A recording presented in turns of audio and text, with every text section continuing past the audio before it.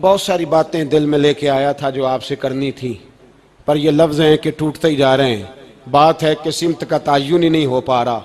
मेरे भाई, मैं तो कभी कभी सोचता हूँ, लगता है रब भी नाराज़ हो गया है और हमें मनाने का तरीका भी भूल गया है।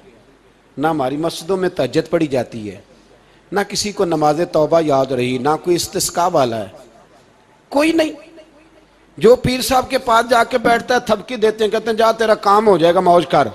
कभी नहीं को कहता तौबा भी कर, इस्तिगफार भी पढ़, ये दाढ़ी पूरी कर, दीन रसूलुल्लाह का इसकी तरफ तू तवज्जो कर। कोई तबलीग ही नहीं करता, सारे फूका फाकी पे लग गए हैं। कोई ख्याल ही नहीं आ रहा किसी शख्स को कि हमारी तबाहियों का सबब क्या है।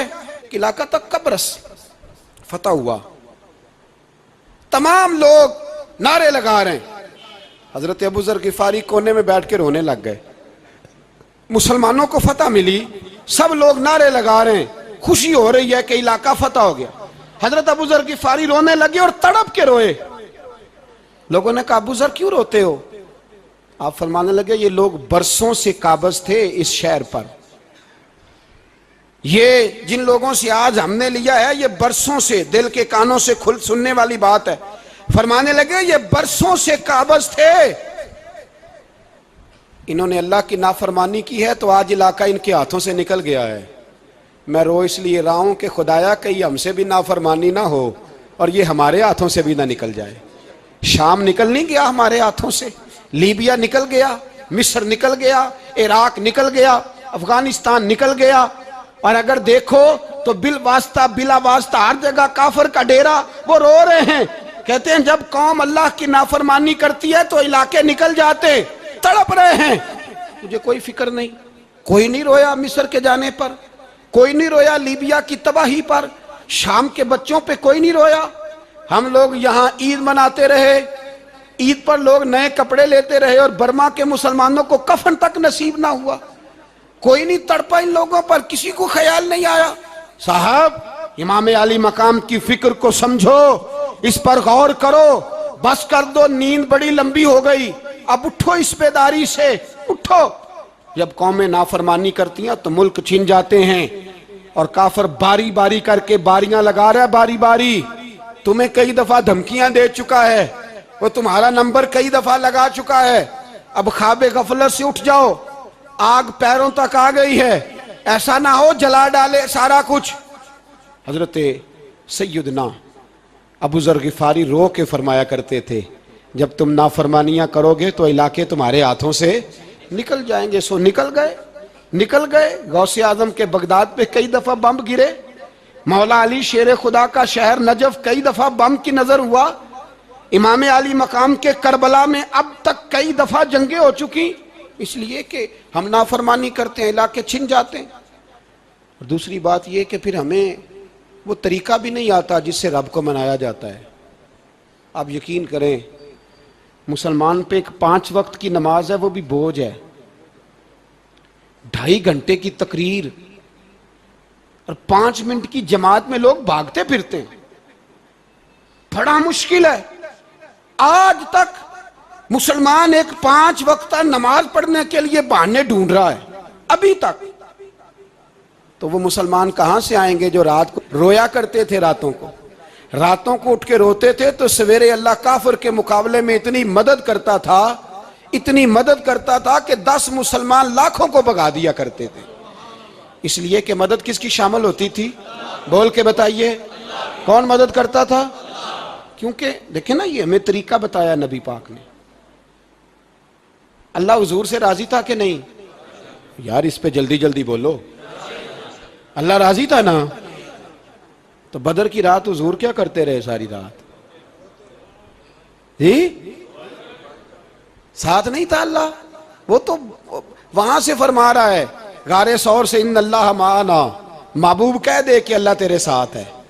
वहां थे महबूब कह रहे हैं अल्लाह हमारे साथ है, वहां से अल्लाह साथ था। पर सारी रात, बदर की सारी रात, और दुआ का रंग क्या था? हज़रत अबू बकर सिद्दीक फरमाते हैं हुजूर ने हाथ उठाए, अल्लाह ये मेरे 313 है, मैं कुल कमाई लेके आ गया। अल्लाह मेरी कुल कमाई है, अगर ये हलाक हो गए तो कयामत तक कौन तेरी इबादत करेगा?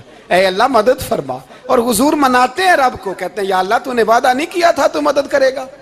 या अल्लाह तेरा वादा नहीं था तू कामयाबी देगा, या अल्लाह तूने सारी रात मनाते गुजर गई, सारी रात।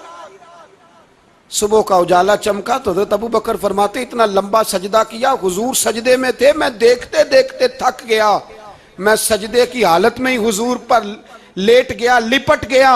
मैंने कहा महबूबा सर उठाएं, वो देखे अल्लाह ने मदद नाजल फरमा भी दी है। उठाइए सर। हुजूर ने अल्लाह को मनाया, नबी पाक मनाया करते थे, हम अब सजदों में भी नहीं जाते। इतनी सो गई उम्मत, सजदों तकरीरों से इनकलाब लाना चाहते हैं, हम खाली नारों से इनकलाब बर्पा करना चाहते हैं। लोग जब रोते थे, बूढ़े लोग सजदों में, और आलिम फाजल सूफी की तो क्या बात है ना, वो तो अल्लाह के नुमाइंदे हैं कि जिसके सिर्फ सफेद बाल हो जाएं। मेरे नबी पाक अलैहिस्सलाम ने फरमाया रब तो इनकी बड़ी इज्जत करता है, इनकी बड़ी। और मेरे नबी पाक ने फरमाया गुनाहगार मोमिन भी जब दुआ के लिए हाथ उठाता है तो अल्लाह फरमाता है फरिश्तों इसे खाली ना लौटाना, मुझे शर्म आती है से खाली। पर तू उठाता ही नहीं, तू उसे मनाता ही नहीं, तू कभी लिपटा ही नहीं, तूने कभी कहा ही नहीं कि या अल्लाह आ मैं तुझे ले जाऊं हजरत साद बिन नबी वकास के पास। कादसिया की जंग हो रही थी, काफर बुला रहा था, आओ अगर कोई है तो आओ, आओ मुकाबले में। हजरत साद बिन नबी वकास ने घोड़े दौड़ा दिए, दश्त तो दश्त हैं, सहरा भी न छोड़े हमने, बहरे जुल्मात में दौड़ा दिए घोड़े हमने। हजरत साद बिन नबी वकास ने घोड़े दौड़ाए, आगे दरिया आ गया, कोई पुल नहीं, कोई शय नहीं। इस्लाम की इज्जत का सवाल है। हजरत साद बिन नबी वकास ने हाथ उठाए और कहा अल्लाह अगर तू मूसा की नाफरमान कौम को रास्ता दे सकता है तो तू हमारे दिलों को जानता है, हम तो अपने रसूल के फरमाबरदार गुलाम है। आना मेहरबानी कर कि अगर तूने दिले मुस्लिम की दिल जोई नहीं तो हमें ताना देंगे बुत के मुस्लिम का खुदा कोई नहीं। कहा अल्लाह मेहरबानी फरमा, अगर तू हजरत वैज फरकना बिकुमुल बहरा फअनजयनाकुम व अगरकना आला फिरौन, अगर तू हजरत मूसा की कौम के लिए दरिया फाड़ सकता है तो हम तो नबी पाक के गुलाम है। सहाबा कहते हैं जनाब साद ने दुआ मांगी तो दरिया ने रास्ता अता फरमा दिया। यार तू दुआ भी नहीं मांगता। हुजूर ने फरमाया दुआ सलाहुल मोमिन, दुआ मोमिन का हथियार है, तूने ये भी छोड़ दिया है। अब तू बातें करके, तबसरे करके, टीवी देख के, अपनी राय कायम करके, कमेंट्स करके सो जाता है, ये भी सोता खुश्क हो गया। तू दुआ तक नहीं मांगता। फरमाते हैं दुआ मांगी तो दरिया ने रास्ता दिया, और जब उस किनारे निकले तो हजरत साद कहने लगे किसी की कोई शय तो नहीं रह गई दरिया में, कोई चीज तो नहीं रह गई। एक सहाबी कहने लगे प्याला रह गया है। तो हजरत साद फरमाने लगे ओ दरिया हमारा प्याला वापस नहीं कर देता। तो कहते एक लहर आई तो प्याला भी बाहर फेंक गई। ओ भाई हम उसी रसूल का कलमा पढ़ते हैं जिनका हजरत साद बिन नबी वकास ने कलमा पढ़ा था। और किसी जगह मेरे नबी पाक ने नहीं फरमाया अल्लाह से अभी की सुनेगा बाद में आने वालों की नहीं सुनेगा, किसी जगह नहीं कहा। पर तू कशकोले दुआ भी नहीं उठाता। मुसीबत में भी अब याद खुदा हमको नहीं आती, दुआ मुंह से ना निकली, जेबों से अर्जियां निकली, तू ये काम भी नहीं करता। मेरा दिल करता था चलो और कुछ ना हो, मस्जिदों में इज्तिमाई दुआ ही हो जाए, पर उस तरफ भी तवज्जो नहीं। वहां भी कहते हैं मौलवी साहब जल्दी करो घर जाना है, इतनी लंबी दुआ, और कमेंट्स कर रहे हैं लोग, कहते हैं आप अपने घर की सोचें। मेरे भाई दुआ, सलाहुद्दीन अय्यूबी फलस्तीन की जंग लड़ रहे थे, खबर आई कि ईसाइयों का एक बहरी बेड़ा, बहरी जहाज असला लेके आ रहा है, नेज़े हैं, तलवारें हैं, तीर हैं। सलाहुद्दीन एक बुजुर्ग थे, उनसे मिले तो कहने लगे बाबा जी आप भी दुआ करो। मैं भी दुआ करता हूँ। मुसलमानों के पास पहले असला नहीं, ईसाइयों ने और मंगा लिया है, कहीं ऐसा ना हो मुसलमानों के खिलाफ इतना असला इस्तेमाल हो। ये बात कही, बाबा जी को दुआ का कहा, खुद मस्जिद अक्सा में सारी रात रोते रहे। सलाहुद्दीन सारी रात, हमारा हुक्मरान जिसे रब्बाना आतिना फिद दुनिया पूरी नहीं पढ़नी आती, और अब तो ऐसे पीर आ गए मैदान में जो सूरह फातिहा सीधी नहीं सुना सकते, इल्ला माशाअल्लाह। सारी रात सलाहुद्दीन अय्यूबी रोते रहे। वो बुजुर्ग कहते हैं मैं भी कोने में था, पर जिस दर्द से इसने दुआ मांगी मैं नहीं मांग सका। सवेरे खबर आई कि दुश्मन का वो बहरी बेड़ा जो असला लेके आ रहा था दरिया में गर्क हो गया है। सुबह खबर आई तो वो शख्स एक आगे बाबा जी से कहने लगा, बाबा जी वो बहरी बेड़ा दरिया में गर्क हो गया। तो बाबा जी रो पड़े, कहने लगे दरिया में गर्क नहीं हुआ, सलाहुद्दीन अयूबी के आंसुओं में गर्क हो गया है, इसके आंसुओं में गर्क हो गया है, इसने रब से दुआ ही ऐसी मांगी, इसके आंसुओं में। तू दुआ भी नहीं मांगता मेरे भाई मुसलमानों के लिए, तू दुआ भी नहीं मांगता। तुम्हें लोगों की इमामत के लिए दुनिया में भेजा है। ए नौजवान मुस्लिम, कभी ये तदब्बुर भी किया तूने? वो कौन सा गर्दू है जिसका है तू एक टूटा हुआ तारा? तूने कभी सोचा है तू क्या है? पता है तुझे? रोजी कमाओ, रोटी कमाओ। और अब तो बहुत सारे लोग झूठ की दुनिया में जिंदा हैं, झूठ बोलते हैं अपने आप के साथ भी, दाएं बाएं फ्रॉड कर रहे हैं अपनी जात के साथ, खौल बना लिया उसमें बंद हो गए, बाहर ही नहीं निकल। अपने मुल्क की सोचो, अपनी बात करो। अल्लामा इकबाल ने पता क्या कहा था? इकबाल ने, ये सुनो, जो लोग कहते हैं पहले पाकिस्तान, बर्मा के मुसलमान बाद में, कश्मीर के मुसलमान पहले सुनो इकबाल क्या कहते हैं। इकबाल कहने लगे, इन ताज़ा खुदाओं में बड़ा सबसे वतन है। इन ताज़ा खुदाओं में बड़ा कौन है? वतन की मोहब्बत ईमान का हिस्सा, इसमें शक नहीं। लेकिन अगर इस्लाम से पहले वतन आ गया तो इकबाल कहते हैं इन ताज़ा खुदाओं में बड़ा सबसे वतन है, और जो पैरहन इसका है वो मजहब का कफन है। फरमाते हैं जो वतन ओढ़ लेता है उसने अपने मजहब को दफन कर दिया। सबसे पहले पाकिस्तान नहीं, सबसे पहले रसूलुल्लाह का दीन है, सबसे पहले कुरान है, सबसे पहले नबी पाक का फरमान है, सबसे पहले उम्मत मुस्लिमा है। इन ताज़ा खुदाओं में बड़ा सबसे वतन है, जो पैरहन इसका है वो मजहब का कफन है। और इकबाल कहने लगे, कौम मजहब से है, मजहब जो नहीं तुम भी नहीं। कौम मजहब से है, मजहब जो नहीं। कोई नहीं समझ आ रही है आपको मेरी बात? कौम किससे है? पाकिस्तानी होने से, पंजाबी होने से, सिंधी बलोची पठान होने से ना। कौम मजहब से है, और मजहब जो नहीं तुम भी नहीं। ये कैसे हो सकता है कि मजहब ना हो और बंदा जिंदा रहे? ये कैसे हो सकता है भाई? काफिर ने, असल में मैं जाग ही नहीं रहा, मैं जागता ही नहीं। मैं जेब की सोचता हूँ, मस्जिद की सोचता हूँ, खानका की सोचता हूँ, मदरसे की सोचता हूँ, दुकान की। सारा दिन तो इस चक्कर में लगा रहता हूँ लोगों को साबित करने में कि मैं सही हूँ बाकी गलत हैं। मैं तो अपनी जात के खौल से उठ ही नहीं रहा। और मुझे ये अंदाजा ही नहीं कि लीबिया सारा कट गया, मिस्र के टुकड़े टुकड़े हो गए। मुझे पता ही नहीं कि शाम, जिसके बारे में मेरे नबी पाक अलैहिस्सलाम ने फरमाया मक्के और मदीने के बाद अल्लाह ने सबसे ज्यादा बरकतें मुल्क शाम में रखी है। और हुजूर ने फरमाया जिसने हिजरत करनी हो वो शाम जाए। इतना आला मुल्क सारा कट गया, 4-4 हजार लोग एक एक दिन में कत्ल हो गए। पर मेरा घर अब आबाद है ना, कोई अर्ज नहीं। वो कटते हैं तो वो दूर हैं, कटते रहे। फलस्तीन में हमारे यहाँ मेराज की महफिलें बड़ी जम के होती हैं, सारे लोग पढ़ते हैं सुभान अल्लाज़ी असरा बिअब्दिही लैलन मिनल मस्जिदिल हराम इलल मस्जिदिल अक्सा। इन्हें पूछो रोज कुरान मजीद में मस्जिद अक्सा का नाम लेने वालों, तो मस्जिद अक्सा कहते हो तो तुम्हें अल्लाह कितनी नेकियां अता करता है, बताओ तो सही मस्जिद अक्सा किधर है? सहाबाए किराम अलैहिम रिदवान की आदत थी कि जब किसी से मुलाकात करते तो अस्सलामु अलैकुम के बाद सूरह असर की तिलावत किया करते थे। उसका मकसद एक दूसरे को सबक याद कराना होता था, नए सिरे से अज़्म नौ करना होता था। इस सूरत के मज़ामीन एक दूसरे को याद कराना मकसद था। सूरह बड़ी मारूफ है और कुरान मजीद की जो अल्फाज के लिहाज से मुख्तसर सूरतें हैं उनमें से एक है। अल्लाह तबारक व तआला ने कसम उठा के कहा वल असर, महबूब मुझे तेरे पाकीज़ा ज़माने की कसम हो, महबूब तेरे खूबसूरत वक़ार वाले, खुलूस वाले, पाकीज़ा भाईचारे वाले तेरे ज़माने की मुझे कसम हो। इन्नल इंसान लफ़ी खुस्र, बेशक इंसान नुकसान में है। मुतलक फरमा दिया, ताकीद लगा के, इन्नल इंसान लफ़ी खुस्र, बेशक इंसान नुकसान में हैं। या अल्लाह सारे, फरमाया इल्लल्लज़ीना, सिवाय उन लोगों के, कौन, जिनमें 4 खूबियाँ पाई जाएं।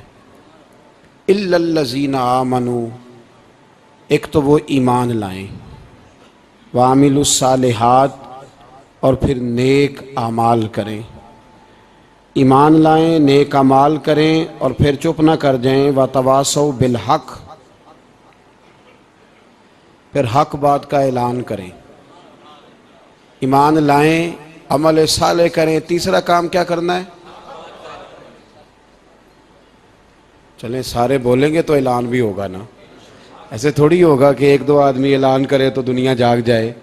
हक बात का ऐलान करना है। ईमान लाने के बाद, अमल साले करने के बाद तीसरा हुक्म क्या है? आपस में हक बात की तलकीन करो। और हक बात की तुम तलकीन करो और फिर तुम्हें कोई कहे कुछ ना, फिर तुम पे जुल्म ना हो, फिर तुम्हें सताया ना जाए, ये कैसे हो सकता है? फिर तुम बड़े पाक साहब, साहबजादे, पीरजादे, अल्लामा साहब, सियासतदान, ब्यूरोक्रेट बन के बड़ी एक तरफ हो के आराम से ज़िंदगी गुजारो सारे, तुम ये कैसे हो सकता है? वतवासो बिल हक, जब तुम हक बात की नसीहत करोगे फिर तकलीफ आएगी। फिर क्या करना है? वतवासो बिस्सब्र, फिर एक दूसरे को सब्र की नसीहत भी करनी है। वतवासो बिल हक, ईमान लाने के बाद, अमल साले करने के बाद तीसरा काम क्या करना है? एक दूसरे को हक बात की नसीहत करें। और फिर रास्ते में तकलीफ आएगी, आजमाइश आएगी, फिर क्या करें? वतवासो बिस्सब्र, फिर सब्र की तलकीन भी करें। ये कुरान मजीद ने 4 शर्तें लगाई। फरमाया जिस बंदे में ये 4 खूबियां पाई जाएंगी उसे अल्लाह कामयाबी अता फरमाएगा। मुसलमान की सोच के खिलाफ है ये बात, ये कुरान की फिक्र के खिलाफ है कि अपनी फिक्र करो। बर्मा के लिए, कश्मीर के लिए, फ़लस्तीन के लिए बात ना करो, अपनी फिक्र करो। ये कुरान की सोच के खिलाफ है, ये कुरान के पैगाम के खिलाफ है। इसलिए कि अगर सिर्फ अपनी बात होती तो आमनू और आमिलुस सालिहात पे बात खत्म हो गई होती, फिर बात आगे न चलती। जब कहा गया वतवासो बिल हक, हक बात की तलकीन करनी है। अगर बात सिर्फ अपनी ज़ात की होती तो ठीक हो गया था, नमाज पढ़ी, रोज़ा रखा, हज किया, ख़त्म हो गई।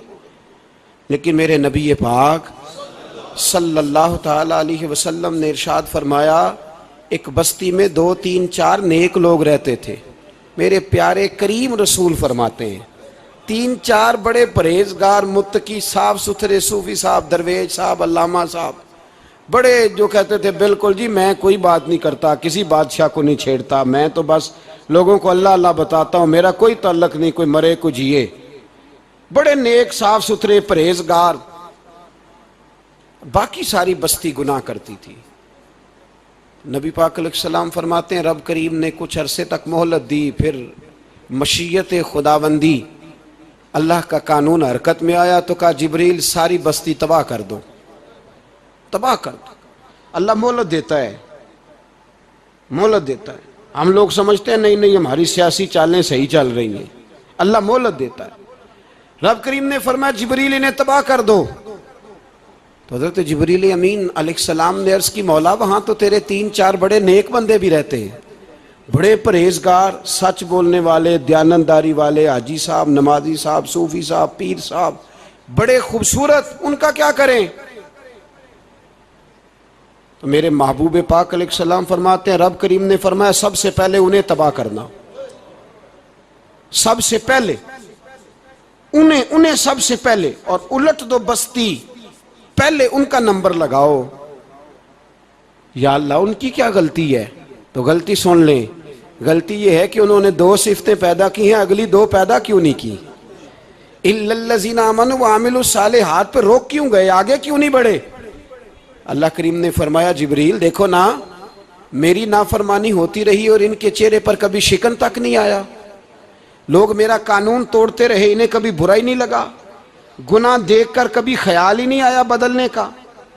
मेरे भाई उम्मत मुस्लिमा अपने लिए तो आई नहीं दुनिया में, नबी पाक की इसलिए थोड़े आए थे कि पैसे कमाएं, दुनियादारी करें, झूठ सच मारें और रुखसत हो जाएं, बच्चे पैदा करें। ये काम तो हिंदू, सिख, बुद्ध मत सारे कर रहे हैं।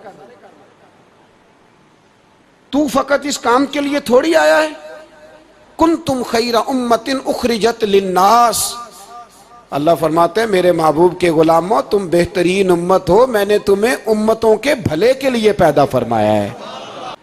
और अब तो मेरी तरह के मौलवी आदि हदीस सुनाते हैं, कहते हैं मस्जिद नबी में एक नमाज पढ़ो तो 50,000 का सवाब, हरम शरीफ में पढ़ो तो 1 लाख का सवाब। मौलाना हदीस यहां से शुरू नहीं होती, खोलो तो सही कंजुल माल, पढ़ो मुस्नद इमाम मोहम्मद बिन हंबल, हदीस तो यहां से शुरू होती है।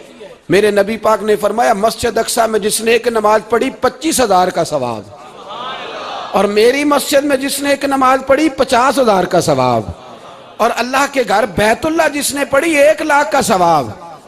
मस्जिद अक्सा का तो जिक्र ही छोड़ गया है। क्यों? वो मस्जिद जिसकी तरफ मुंह करके 15 साल मेरे नबी पाक ने नमाज अदा की।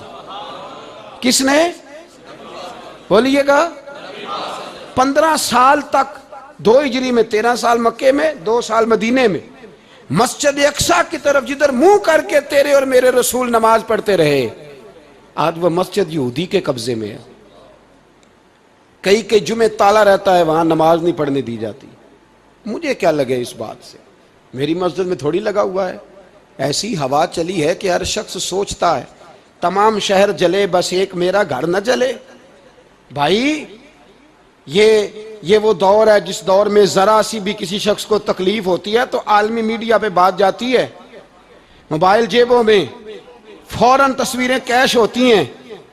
मैं और आप, हमारा उस कौम से ताल्लुक है जिस कौम के बच्चे कट गए, जिबा हो गए, औरतों के पिस्तान काट के बर्मा के बुद्धों ने उनके कबाब बना के खा लिए, छोटे छोटे बच्चों की लाशें उन्होंने लटका डाली। और यहाँ मैं हुकूमत की क्या बात करूं, यहाँ किसी सियासतदान को मक्खी काट जाए तो हमारे फट्टे आबाद हो जाते हैं बहस करने के लिए। हमारे अपने लोग, आम आदमी नहीं बात करता, आम आदमी नहीं निकलता, आम शख्स को फिक्र खत्म हो गई। वहां मेरी भाई सबसे बढ़कर बेहतरीन मस्जिद के खतीब इमाम हुसैन थे। मस्जिद नबी से बड़ी भी कोई मस्जिद होगी जिस मिंबर पर रसूल पाक बैठ के खुतबा दिया करते थे, और मेरे मुस्तफ़ा के आस्ताने से बड़ा भी कोई आस्ताना होगा जिसकी सज्जादगी इमाम हुसैन के पास थी। कहते हैं हमारा क्या ताल्लुक, हमें क्या लगे, जो मर्जी होता फिरे। इमाम अली मकाम आराम से मस्जिद नबी में बैठे थे, जमाना पूरी दुनिया से जाता था, हाथ चूमता था, कदमों में बैठता था। इतने बड़ी अजमत वाली भी कोई शख्सियत होगी जिसके रगों में रसूलुल्लाह का खून दौड़ता है, जिसे हुजूर अपनी जुबान मुबारक इस तरह वो चूसा करते थे जैसे अरब के लोग प्यास के आलम में खजूर चूसा करते थे। इतना बड़ा भी कुछ शख्स था, लेकिन जब दीन पे कड़ा वक्त आया तो हुसैन ने मस्जिद की खिताबत नहीं बचाई, आस्ताना नहीं बचाया।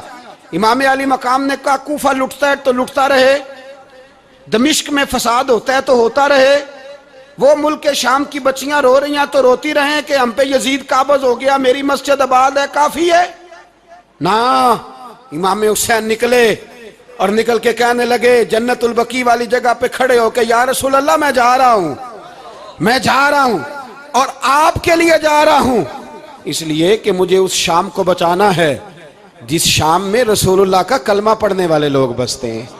मुझे कूफा, दमिश्क, मिस्र के लोगों को बचाना है। नाना तेरे करम के खजीने की खैर हो, मैं जा रहा हूं तेरे मदीने की खैर हो। निकल खड़े हुए इमाम अली मकाम, मैदान में निकले। किसके खिलाफ? बोले कौन था? यजीद मुसलमान था। उस वक्त तक तो सबने मुसलमान लिखा है, जिसने काफिर का शहादत इमाम हुसैन के बाद का। जुर्म क्या था? मेरी गर्दन झुक जाती है जब मैं ये बात करता हूं, ईमानदारी से कह रहा हूं, जोश खिताबत नहीं, मेरी गर्दन झुकती है जब मैं ये लफ्ज अदा करता हूं। इमाम अली मकाम उस शख्स के खिलाफ निकले। सारे खुतबे इमाम हुसैन के पढ़ के देखो। इमाम हुसैन ने फरमाया यजीद शराबी है। शराबी मुसलमानों का हुक्मरान हो सकता? आप ना बोलें बेशक, पर बात तो सच्ची है ना। इमाम हुसैन ने फरमाया शराबी को वोट दिया जा सकता?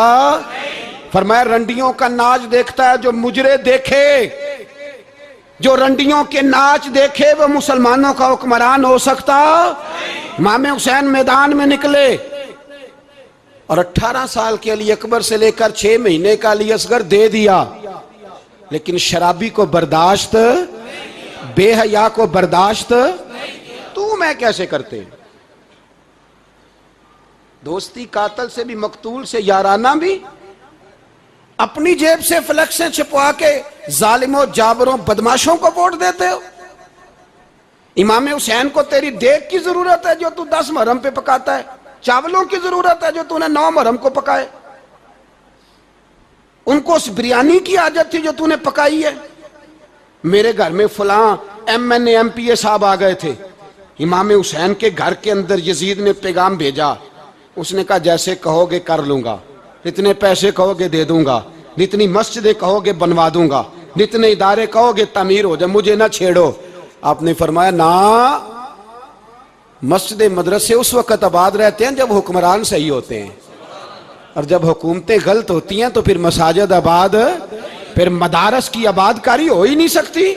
मैं दीन में नया रखना खोल दूं, इमाम अली मकाम खड़े हुए, पर मैं क्या करूं, हुकूमत क्या करूं, हुकूमत से क्या कहूं। अगर मेरी मिल्लत के अपने जवान के मोबाइल में रंडियों का नाच हो तो 10 मुहर्रम को तो इमाम हुसैन करबला में तड़प जाते होंगे। अगर 9-10 मुहर्रम को जो निकला इमाम अली मकाम की बात करने के लिए, वो नौजवान अगर सिगरेट का, शराब का, बदमाशी का आदी हो तो हजरत अली असगर कहेंगे ना मेरी कुर्बानी का क्या बना। वो तो निकले थे उरियानी और फाशी के खिलाफ, और अगर मिल्लत का जवान रोज चौक में खड़े होकर लड़कियों को ताड़ता हो तो हजरत अली अकबर तो अपनी कब्र में रोते होंगे कि ये इस कौम के लिए जान दे दी जो आज यजीदी तरीकों पे अमल कर रही है, जो सारी रात गंद देख के सोती है, जो सारी रात बेहयाई, फाशी और उरियानी में लगी रहती है। इन लोगों के लिए जान दे दी, इतना जुल्म उन शहीदों के साथ। और 10 मुहर्रम को देग पका के कहता है मैं इमाम हुसैन का मानने वाला हूं, मैं इमाम अली मकाम से प्यार करने वाला हूं। ना भाई ना, दोरंगी छोड़ के यक रंग हो जा, सरासर मोम हो जा या संग हो जा, उम्मत मुस्लिमा को बेदार होना पड़ेगा। इमाम अली मकाम मैदान में निकले, डट के निकले, और इमाम ने फरमाया मैदान में निकल कर कि मेरा वतन मदीना है, मेरा वतन मदीना है, पर मदीना बाद में, रसूलुल्लाह का दीन पहले। मरने को दिल ही नहीं मुसलमान। मेरे नबी पाक सल्लल्लाहु अलैहि वसल्लम ने फरमाया जिसके दिल में कभी शहादत की आरजू पैदा नहीं हुई, उसके सीने में धड़कने वाला दिल मोमिन का है ही नहीं, वो तो मुनाफिक है। जो कभी दीन के रास्ते में शहीद होने को, मेरे भाइयों दीन को बड़ी ज़रूरत है, बड़ी ज़रूरत है, बड़ी। ए खासान रसूल वक्त दुआ है, उम्मत पे तेरी आके अजब वक्त पड़ा है। वो दीन जो बड़ी शान से निकला था वतन से, परदेश में वो आज गरीबुल गुरबा है। फरियाद है ए कश्ती उम्मत के निगेबां, बेड़ा ये तबाही के करीब आन लगा है। और एक शायर कलम तोड़ गया, कहने लगा तुझसे फरियाद है ए गुंबद खजरा वाले, तुझसे फरियाद है ए गुंबद खजरा वाले, काबे वालों को सताते हैं कलीसा वाले। तुझसे फरियाद ए गुंबद खजरा। अपने अंदर दीन का दर्द पैदा करो, ज़ौक़ पैदा करो, मुसलमान बन के जीना सीखो। जब कोई बरादरी पूछे तो कहो मैं मुहम्मदी होता हूँ, मैं मुस्तफ़वी होता हूँ, मैं रसूलुल्लाह का गुलाम होता हूँ, मैं पहले मुसलमान हूँ, बाकी कुछ बाद में हूँ। खुदारा अपने घर में पर्दा कराओ, खुदारा रिज़्क़ हलाल खाओ। अगर पर्दे ना हो, रिज़्क़ हलाल ना हो तो जज्बा जिहाद पैदा नहीं होता।